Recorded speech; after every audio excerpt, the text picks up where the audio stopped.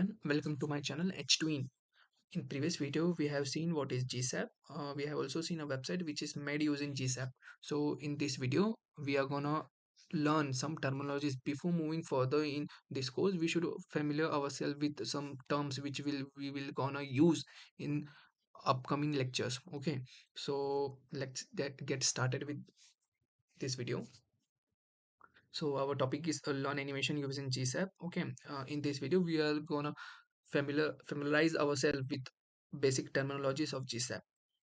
Okay, so in this video we will gonna discuss what is GSAP, and we will see some components of GSAP, and we will also see what is tween, what is timeline, and how it is created and how it is used. We will see some overview of what is timeline. We will also see what is CSS, how properties of CSS are toggle with CSS with using GSAP. Okay, and we will also gonna see what is easing. Okay, so let's begin our discussion. So yeah, GSAP. As we know, GSAP is a framework, and we can use GSAP with React. We can also use with Webflow. We can embed this with WordPress or any other JS web framework, right? And GSAP contains some plugins also. Not some, there are many plugins, right? For example, scroll trigger, scroll to, flip, draggable, and many more. Okay, it supports very useful features and tools which we can use, and which using those tools we can create a beautiful websites. We will gonna see some examples of website also in further videos. Moving further, the components of GSAP, GSAP objects, tween, timeline, CSS, easing. We will see all these components in detail in upcoming videos. In this video, I am gonna just give you a simple overview what we are gonna learn and what these components actually mean. Okay, so you will get some idea what we are gonna cover in upcoming lectures. So yeah, GSAP object. GSAP objects. I have stated some types of GSAP objects. For in previous versions of GSAP, these objects are present individually, right? But the new version of GSAP cover all those features in only one GSAP object. So we can use all these features in using only simple GSAP object. So we have to create only one object of GSAP, and we can get all the functionalities of this tween max, timeline max, tween light, and timeline light. In previous version we have to mention all this individually, right? But now in new version we just only have to create a GSAP object, and we can use all these functionalities. We will gonna see in upcoming video how we will create GSAP object. Okay, so moving further, uh, tween. Yeah, so tween is simply an animation work. Okay, all animation works using tween. Tween we can define as a simple an animation of object, and it is a high performance property setter. We can set a property of any element of JavaScript or using tween. We can change the property of any element using tween. Okay, and there are various methods for creating tween. For example, GSAP to, GSAP from to. Okay, so we will gonna see all these properties in further videos. I am gonna start you from tween only in upcoming video. So yeah, you will get an idea of what actually tween. I hope you just get an overview what is tween from this video. Okay, and further we will gonna see timeline. And timeline is a powerful sequencing tool. Okay, just suppose that there is a movie. Okay, in movie we have a timeline, right?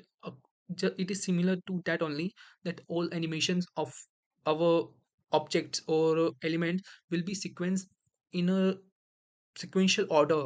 Okay, some animations will overlap with each other, and we will see how those nested timelines are created. Okay, it is just a container of twins, and twins in animations, so it is just simply a container of animation, container for other timelines also. Timeline can contain other timelines also. This is called nested timeline. We will see what is nested timeline. Only you can think of nested timeline like that, timeline inside a timeline. Okay.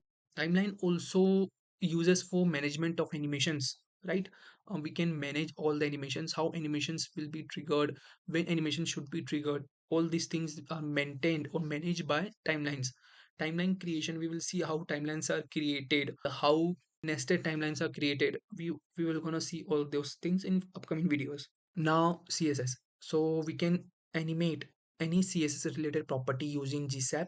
We can animate animate those properties which are animatable css properties using gsap, and we can also animate those properties which are non animatable properties in css, but we can animate them using gsap.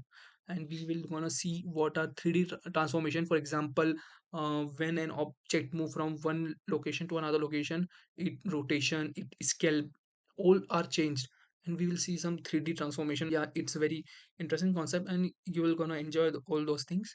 Easing is just how objects will be animated in the real time. Okay, the primary way to change the timing of your twins, how animations are changed you in timeline, all these things you will gonna see. And there is a beautiful tool present on GSA website that from where you can easily visualize what are the easing effects, and you can choose or you can create according to you need the easing effects. I will also show you how to use the ease visualizer. Okay, so don't worry, I will teach you everything which you should know about GSAP, and you will be very familiarized with GSAP concept, so don't worry. So in upcoming videos, I'm gonna deep dive into Twin. I will first start with Twin, how to create and how to use Twins. Okay, and we will learn about methods of Twins. What are methods or what are properties which you can set and which you can use while using Twin. And we will gonna do lots of examples, and we will gonna have hands-on practical examples.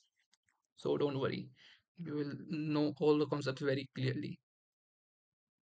And thank you, and please subscribe to my channel for further updates. Thank you.